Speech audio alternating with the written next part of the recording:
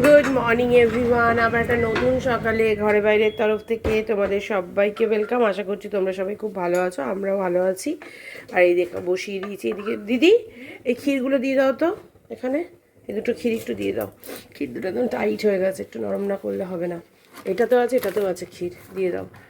দিয়ে এখন আমি আজকে পাটিসাপটা বানাবো। দিদিকে বলেছি একটু পাটিসাপটা যে ব্যাটারটা হয় করে দিয়ে যেতে, আর দিয়ে আমি এগুলো সব রেডি করে রেখে স্নান ধান করে এসে পাটিসাপটা বানাবো।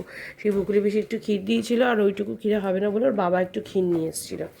এই ক্ষীর দিয়ে এখন আমি পাটিসাপটা বানাবো। ওটা নারকেল, একটু নারকেলটা দিয়ে একটু ইয়ে করেছে আজকে, বাঁধাকপি করেছে আর একটু ছোলার ডাল করবে কালকে আন্টি। তো যাই হোক, আর দিদি রান্না করেছে, এইদিকে বাঁধাকপি করছে দিদি, এই দেখো এই যে বাঁধাকপি করছে দিদি এদিকে।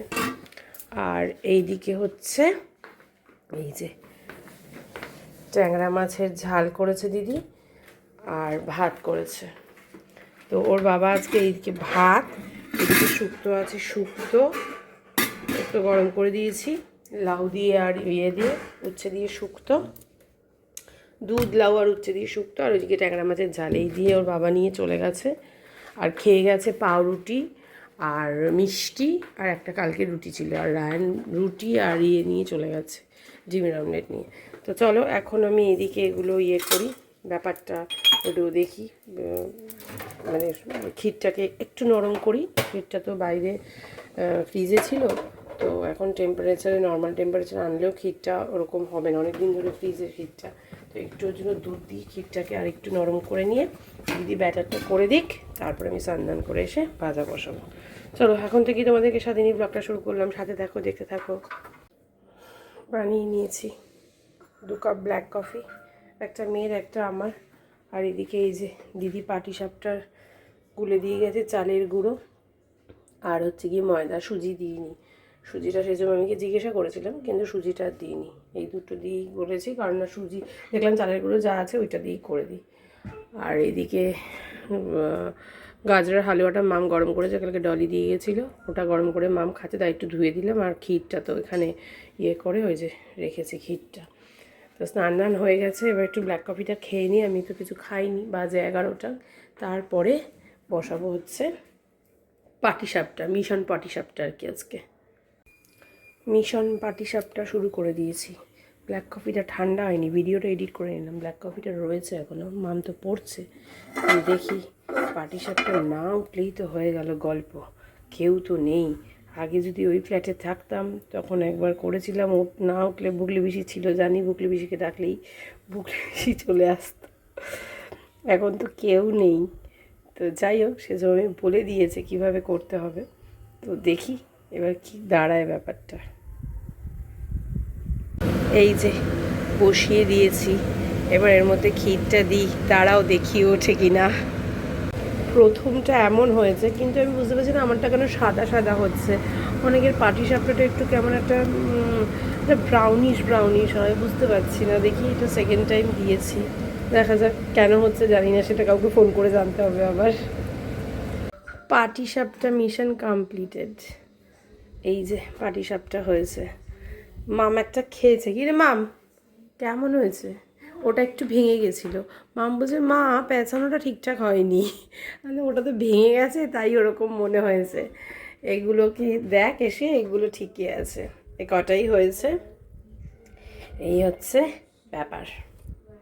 বসে গেছি খেতে, শুক্তো একটু বাঁধাকপি নিয়েছি, আর এই যে ট্যাংরা মাছ আছে। এই যে মাম, রায়ন আর আমি। চলো খেয়ে দিয়ে নিই। এই যে একটু পাটিসাপটা খেলাম, আর ওইদিকে আমার আর মামের গ্রিন টি করে নিয়েছি।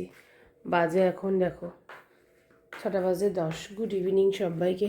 মাম রেডি হয়ে গেছে, মাম একটু যাবে হচ্ছে হনুমানজির মন্দিরে পুজো দিতে। মামের কালকে পরশু 3rd সেমিস্টারের ইয়ে রয়েছে, কি আছে যেন মাম, ইন্টারনাল রয়েছে।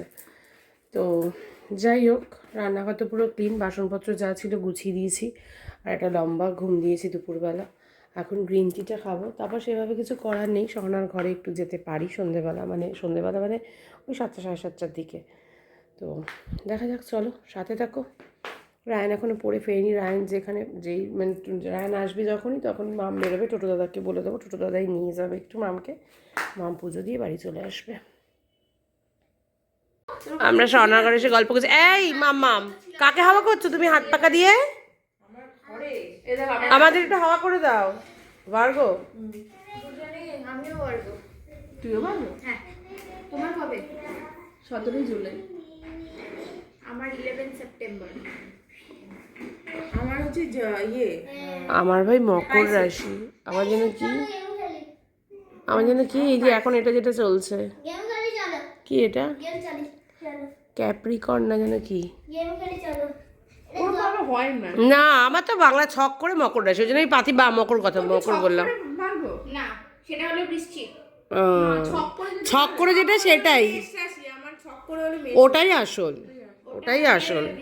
তবে বসে গেছি ডিনার করতে, অনেকক্ষণ আগেই চলে এসেছিলাম স্বর্ণার ঘর থেকে, এসে একটু কাজ ছিল, টুকটাক কাজ করছিলাম আর একটু ফোনেও কথা বলছিলাম। এই যে শুক্তো, রুটি, মাছ, একটু মাটন ছিল, মাটন, ব্যাস এই দিয়ে খাও। তুই খাওয়া শুরু করিস কেন, হাত ধুয়েছিস? বহুত কোনো ভাই হাত ধুয়েছি। তো খাওয়া শুরু কর, চলো এই খেয়ে নিই। ওর বাবার জন্য একই জিনিস, শুধু ভাত, রায়ন যা খাবে ওর বাবাও তাই খাবে। ওর বাবারটা একটু গরম করবে, করবো তাড়াতাড়ি একটু বিছানায় যাব। গা গরমই হচ্ছে না আজকে, এই ঠান্ডাটা পড়েছে, এই হচ্ছে প্রবলেম। কেন এই তো ফ্যান চালিয়ে ঘুরছিলি সন্ধেবেলা? রাতে ঠান্ডা লাগবে। সন্ধেবেলা আর ঠান্ডা ছিল না, রাত্রিবেলা ঠান্ডা পড়ে গেল। হ্যাঁ সেটাই সেটাই। চলো খেয়ে নিই। আর পাটিসাপটা মোটামুটি দেখবে টুকটুক টুকটুক করে বেশ ভালোই উঠে গেছে পাটিসাপটা। এই কটা আছে, আর ওর বাবার আছে আর ইয়ের আছে, দিদিকে একটা দেবো, দিদি ব্যাটারটা করে দিয়ে গেছে। আর এদিকে সিআইটা চলছে, সিআইডি বেশি গরম করিনি তো। যাই হোক চলো খেয়ে নিই আর ব্লগটাকেও এখানে শেষ করি আজকের মতো। তাহলে গুড নাইট, সবাই ভালো থেকো, কাল আবার দেখা হবে।